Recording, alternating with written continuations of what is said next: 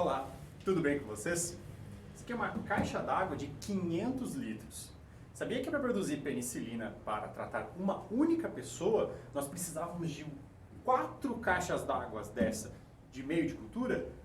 Como será que os nossos conhecimentos sobre genética e biologia molecular puderam transformar isso aqui em uma quantidade tão minúscula que cabe num tubo de ensaio? Vamos descobrir? E pensem também, produzir penicilina em grande quantidade, com uma variação gigantesca, exigiam testes. New Zealand white rabbits serving as subjects. Upon how they react depends whether the drug can safely be used for battle casualties with pneumonia, meningitis, gas gangrene, and other wound infections.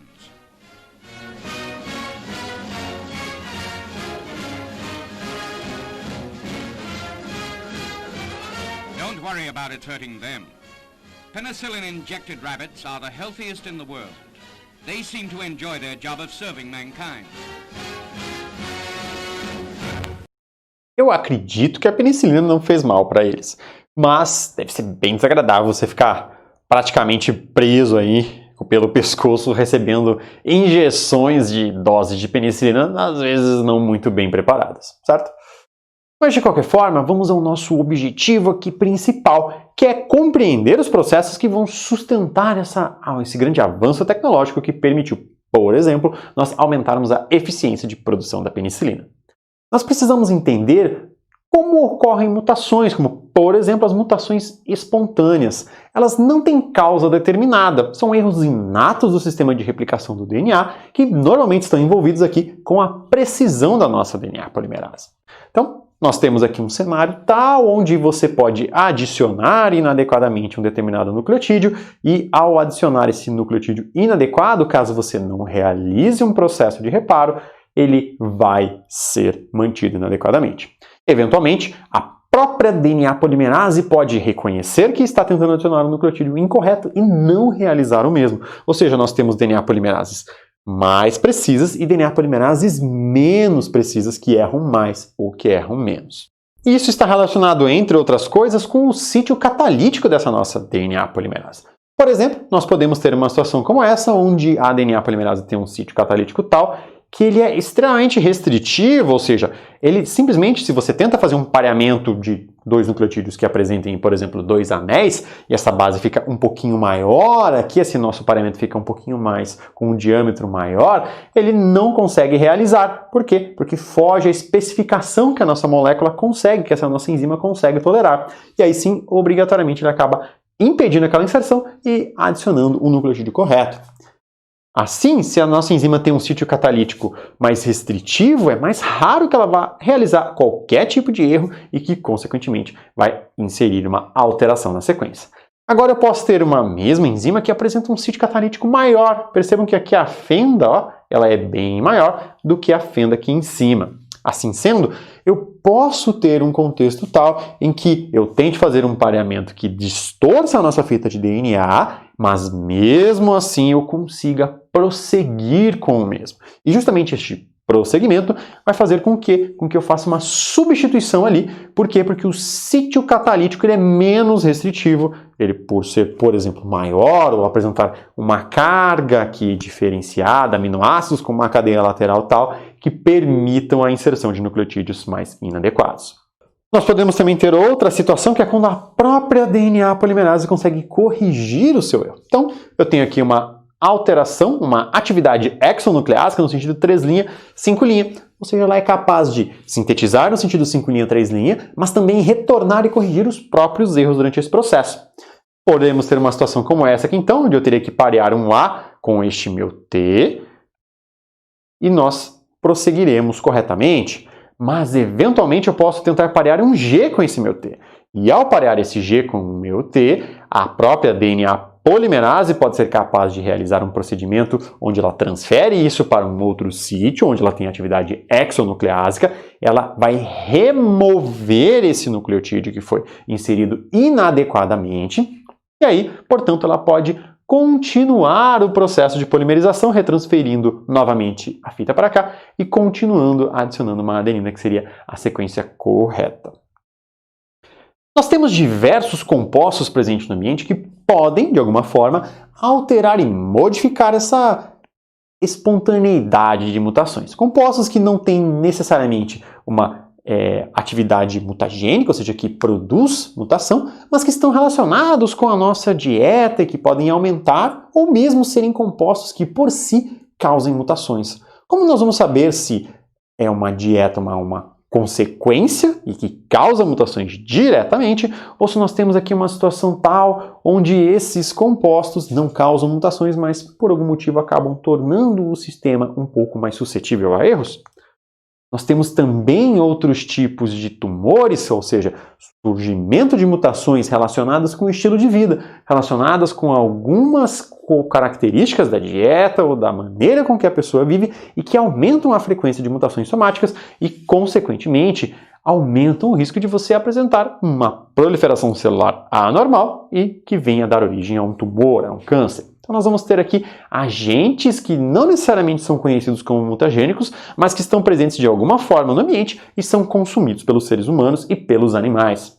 Se eu quero saber se um elemento é ou não mutagênico, eu posso fazer um teste de mutagenicidade. Um dos testes mais conhecidos é o teste de Ames. O teste de Ames é baseado em uma cultura auxotrófica de salmonela. O que seria isso? É uma cultura de salmonela que ela não consegue proliferar na ausência de um determinado aminoácido. Aqui no nosso exemplo nós temos uma cultura auxotrófica para histidina, ou seja, se eu remover a histidina do meio de cultura, aquele micro-organismo não consegue proliferar. Essa remoção vai causar como consequência a não crescimento dessa nossa placa. Então, se por acaso eu pegar essa nossa cultura aqui, colocar ela com uma quantidade muito pequena de histidina apenas para que ela possa iniciar a proliferação e plaquear a mesma, eu não devo ter colônias obtidas, eu não devo ter ninguém sobrevivendo num contexto onde eu não adicione grandes quantidades de histidina. O que eu posso fazer com isso, então, é agora adicionar um composto mutagênico em, por exemplo, um filtro ou uma outra matriz que eu consiga colocar em contato com a nossa bactéria que está aqui, a nossa bactéria que não deveria crescer nessa nossa placa, dado que ela não contém histidina.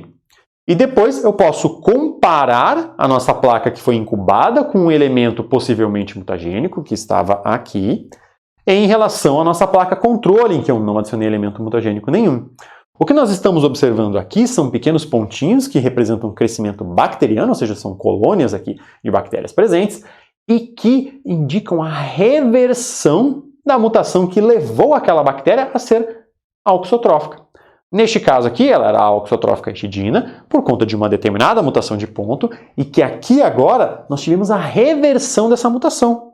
Como assim? Eu causei uma nova mutação que acabou corrigindo a primeira, por, muito provavelmente, ter feito uma mutação de igual valor, mas na direção contrária. Não é que necessariamente a célula sabia que aquela mutação deveria ser corrigida e por isso corrigiu. Foi um processo completamente aleatório que induziu o surgimento de novas mutações, ou então de mutações fora da região aqui da nossa histidina, que acabaram por compensar e, por alguma outra forma, fazer aquela bactéria proliferar na ausência desse aminoácido.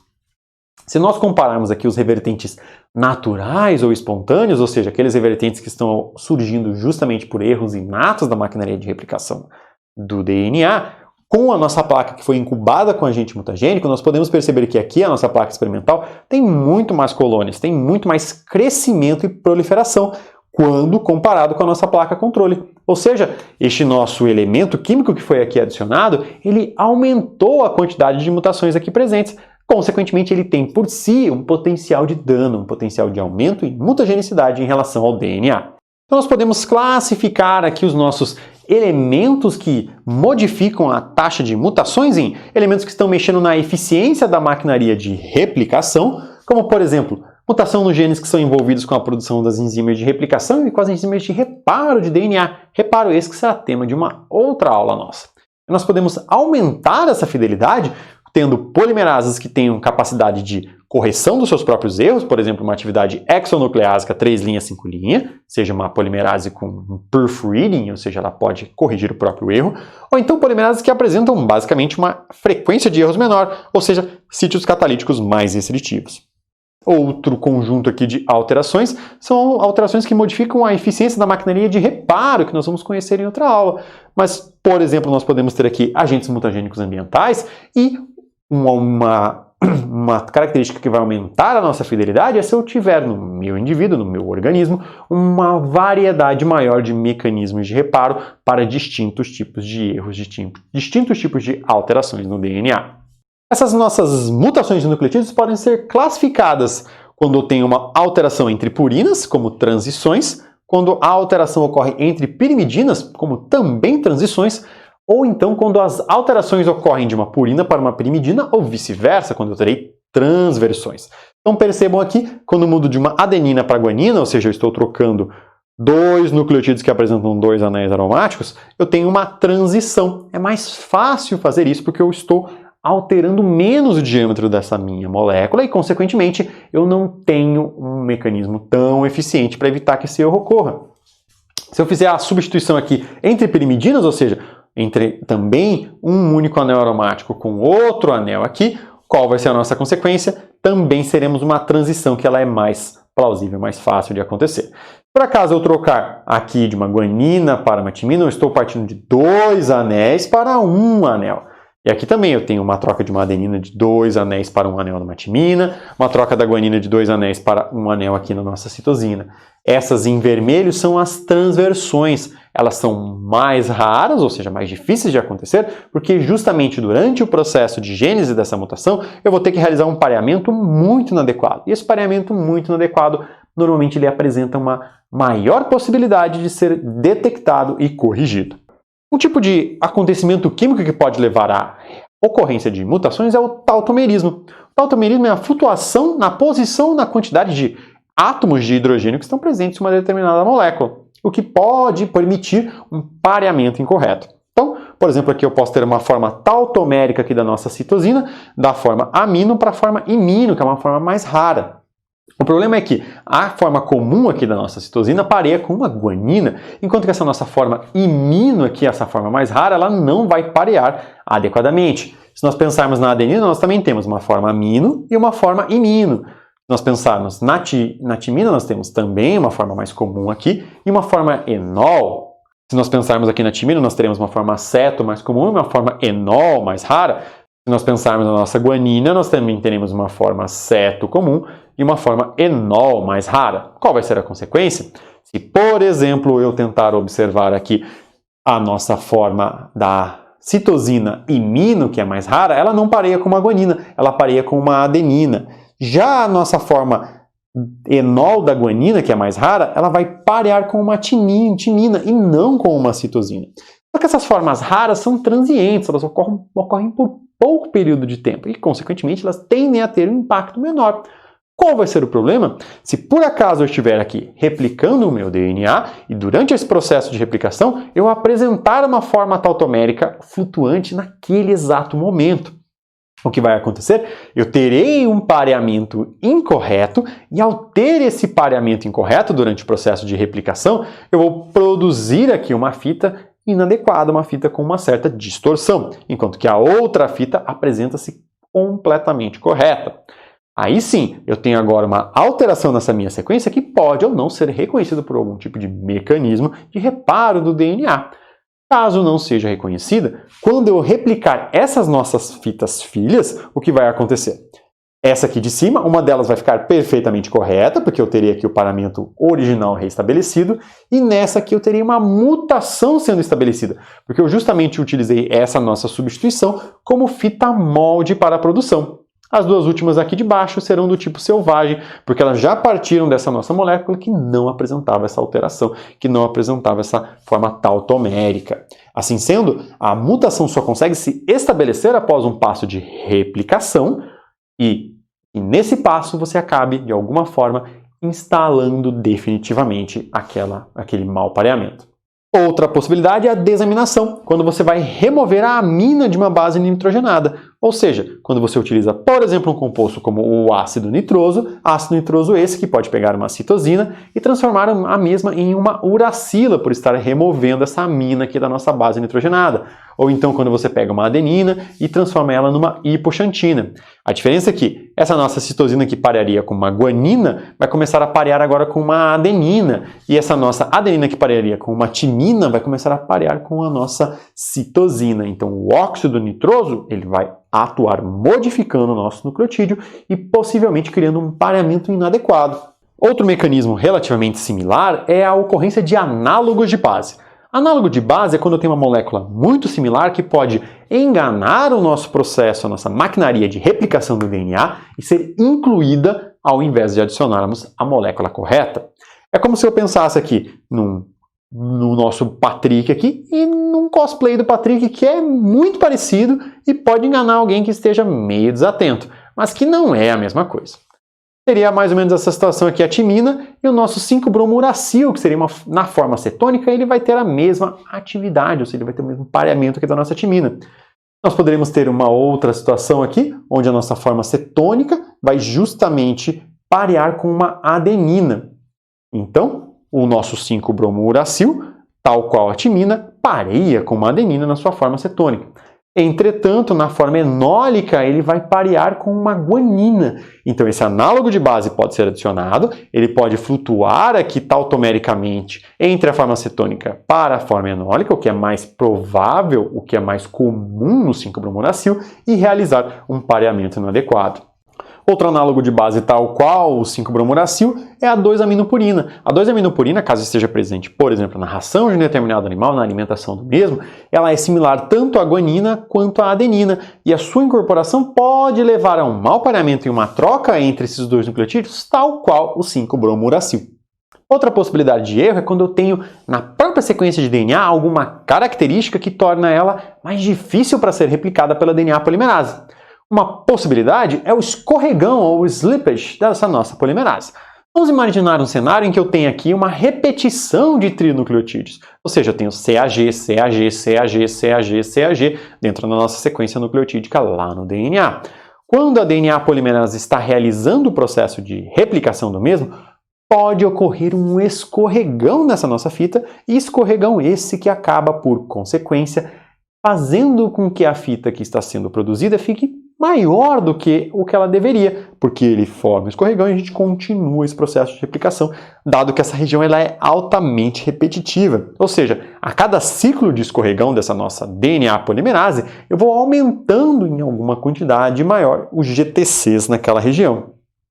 Isso, por exemplo, pode estar relacionado com uma alteração, quando falamos do gene FMR1, chamada de síndrome do X frágil, que pode envolver um desenvolvimento intelectual reduzido. Como funciona? Se nós tivermos aqui um genótipo normal, nós temos um pequeno número de cópias aqui, nós não vamos ter nenhum fenótipo, a nossa transmissão ela vai ser estável, ou seja, essa região não está crescendo, ela tende a não escorregar muito mais, nós não teremos metilação aqui na nossa região, e o processo de transcrição ele é completamente normal. Se eu tenho um processo de pré-mutação, quando eu já tenho de 60 até 200 cópias dessa nossa repetição ali, o que acontece? Eu vou ter um fenótipo praticamente normal, com quase nenhuma alteração. Essa transmissão aqui ela já vai ser instável, ou seja, eu sou propenso a ter mais escorregões da polimerase ali. Eu ainda não estou alterando a metilação e eu não tenho uma alteração drástica na transcrição, ou seja, eu continuo transcrevendo aquele meu gene. Agora, se eu tiver uma grandíssima quantidade, muito maior que 200 cópias, repetições ali por sucessivos escorregões, o que vai acontecer é que eu já vou ter um fenótipo, ou seja, uma característica afetada, essa nova transmissão é instável, ou seja, eu tenho cada vez mais escorregões em um aumento ainda maior, nós começamos a metilar aquela região. E ao metilar a região, nós começamos a interromper o processo de transcrição. Nós não produzimos mais RNA mensageiro e, consequentemente, nós temos um fenótipo mais alterado. Outro tipo de elemento que pode causar algum tipo de mutação são os agentes intercalantes, como, por exemplo, aqui o brometo de etídeo, que é altamente utilizado em laboratório para que possamos enxergar a molécula de DNA. Ele é um corante, um fluoróforo, que quando excitado com um determinado comprimento de onda, ele brilha e pode ser visualizado. O DNA, por sua vez, não tem essa característica, então eu não consigo enxergar o mesmo.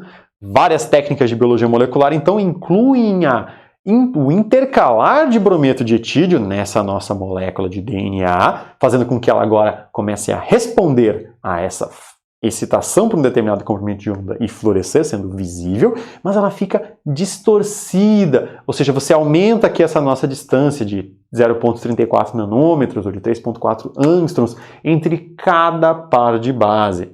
Essa distorção pode, por exemplo, levar a uma interação inadequada com a nossa maquinaria de replicação e, consequentemente, levar a uma alteração durante o processo de replicação, instalando ali possivelmente uma mutação. Outra possível fonte de mutação está relacionada com processos físicos e não mais químicos. Então, se nós darmos uma olhada aqui no nosso espectro eletromagnético, nós poderemos ter aqui a nossa faixa de luz visível. Faixa de luz visível essa, que é a que nós enxergamos, que é a que vocês estão utilizando para conseguir ver esta aula, onde nós temos essa luz que chega ao nosso olho e ela acaba virando informação para o nosso cérebro.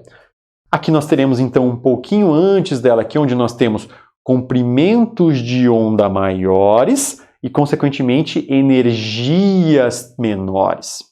Essas faixas aqui, elas com uma frequência extremamente baixa, ou seja, uma oscilação muito lenta aqui, nós começamos a induzir calor, a ter uma transmissão térmica quando nós chegamos aqui perto das ondas de rádio, do micro-ondas ou mesmo do infravermelho. Micro-ondas, às vezes, que nós utilizamos ali para aquecer comida, onde o nosso Wi-Fi está ali naquela região, etc. Quando nós invadimos aqui a luz visível, nós conseguimos também transmitir, de alguma forma, calor. Ali nós temos uma onda térmica aqui passando para uma onda óptica, que é efetivamente visível, e que a gente começa a excitar elétrons. Então nós começamos a interagir de uma maneira mais definitiva com a matéria.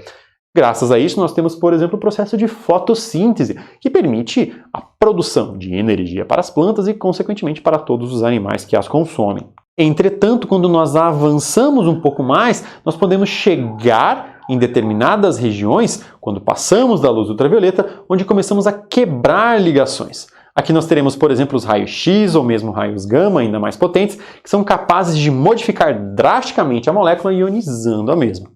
E nós teremos aqui, então, uma divisão entre a radiação ionizante e a radiação não ionizante. A radiação ionizante ela vai ter um efeito tão drástico sobre a molécula que ela pode alterar definitivamente em grande escala também, obviamente, as moléculas de DNA, o ácido nucleico que está armazenando a informação genética.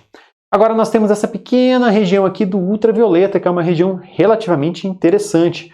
Ela pode também causar algum dano ao DNA, mas é um dano de uma maneira distinta e um pouquinho mais indireta do que em relação aqui ao nosso dano causado por radiações ionizantes.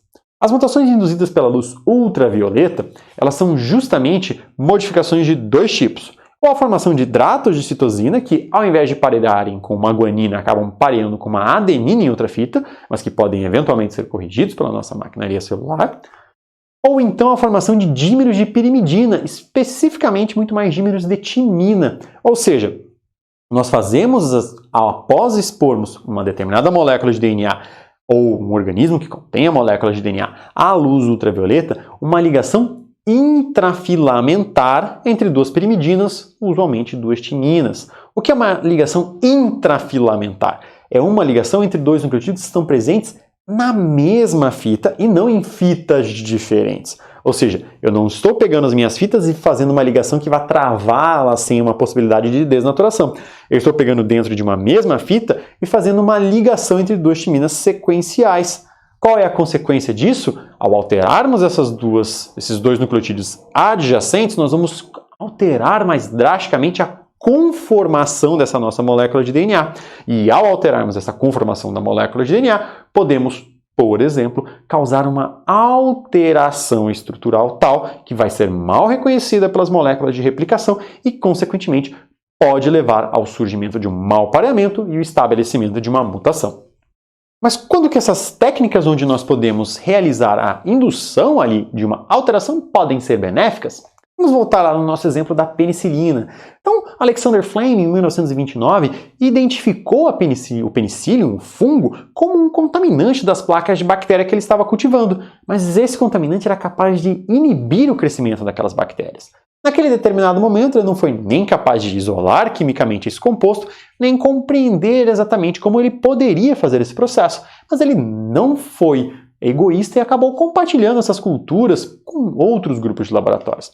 Até que, em 1939, 10 anos depois, foi conseguido purificar a penicilina. E em 1939 ainda, em 25 de maio, foi realizado um experimento animal, um experimento bem pequeno e diminuto, onde 4 animais foram inoculados com Streptococcus e 4 animais foram inoculados com Streptococcus e foi-lhes dado penicilina. Os 4 que tiveram apenas Streptococcus todos morreram e os outros com a inoculação da penicilina conjunta sobreviveram nas primeiras 24 horas. Isso foi publicado no ano seguinte, 1940, mas aí nós ainda tínhamos um problema que era justamente conseguir purificar penicilina o suficiente. Tanto é que, quando fomos tentar tratar o primeiro ser humano dentro desse contexto, nós começamos a ter resultados interessantes, mas a penicilina que tinha sido purificada acabou no meio do tratamento e, consequentemente, aquele humano acabou por morrer.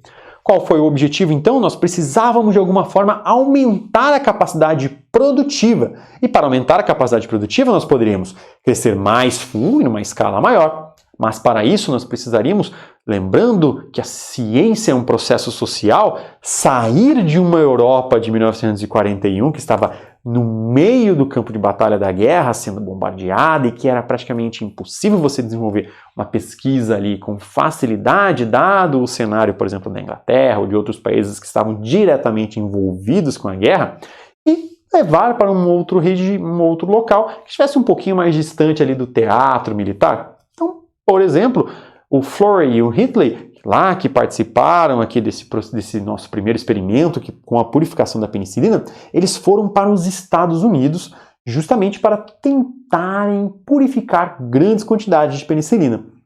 Mas percebam, a guerra, nós temos espiões, nós temos que criptografar com algum código a nossa comunicação, é necessário que nós escondamos a informação do inimigo. E aí, eles tinham receio de que espiões poderiam estar sabendo que eles estavam com um fungo que poderia auxiliar no tratamento de infecções. E para tanto, para não serem pegos ou para não ter esse fungo furtado, eles pegaram os esporos de penicilina e espalharam no casaco deles para poderem levar para os Estados Unidos. Com esses esporos espalhados no casaco, então, chegaram nos Estados Unidos, reisolaram o fungo, tendo fugido de possíveis espiões, e aí começaram a escalonar essa produção e gerar uma quantidade gigantesca de penicilina, utilizando muitos, mas muitos litros de meio de cultura. O que isso causou foi uma produção que ela era pequena ainda, mas era suficiente para tratar os soldados em campos de batalha. Ou seja, você conseguia pegar um soldado que poderia sofrer uma infecção e que deveria voltar para casa ou mesmo falecer e novamente colocá-lo no campo de batalha. Assim sendo, quando os nazistas descobriram dessa molécula mágica que tinha sido descoberta, eles até invadiram um centro, uma grande micoteca chamada de CBS, na Holanda, para tentar conseguir esse mesmo fungo. Mas já era um pouco um ido avançado da guerra e eles não teriam mais tempo antes da derrota inevitável. Assim, a penicilina também foi um outro elemento que foi imprescindível na vitória aliada dentro da guerra. Por quê? Porque além de trazer novas esperanças para esses soldados que eles poderiam voltar para casa porque uma simples infecção não iria mais matá-los, ela também permitia que você mantivesse esses soldados mais tempo no campo de batalha com menos baixas. Então a penicilina realmente era um milagre. Ela estava curando e salvando vidas, mas o fungo ele era muito ineficiente em produzir. Com penicilina notatum, você precisava de cerca de 2.000 litros, ou 4 caixas d'água de 500 litros, de cultura para purificar penicilina para tratar um único indivíduo. Então a primeira estratégia, obviamente, foi tentar reutilizar essa penicilina. Sabendo que 40% dela era excretada na urina nas primeiras 4 horas, o mais fácil era você simplesmente repurificar a urina dos soldados que estavam ali sendo tratados com a penicilina e utilizar no próximo. Foi uma maneira que conseguiu mitigar essa grande demanda durante a guerra. Mas, eventualmente, a gente precisava de alguma forma escalonar. A produção natural do penicílio já não era mais suficiente. Isolar outras colônias foi uma estratégia utilizada inicialmente, onde nós tentamos isolar uma outra colônia, mas nós não conseguimos obter um efeito satisfatório. Mesmo selecionando aqui outras colônias com uma maior produção, nós passamos aqui de uma produtividade de 2 microgramas por ml inicialmente para algo ali ao redor de 150 microgramas por ml. Mas a partir deste ponto, nós começamos a utilizar técnicas de mutação que geravam alterações no DNA para produzir penicílios modificados.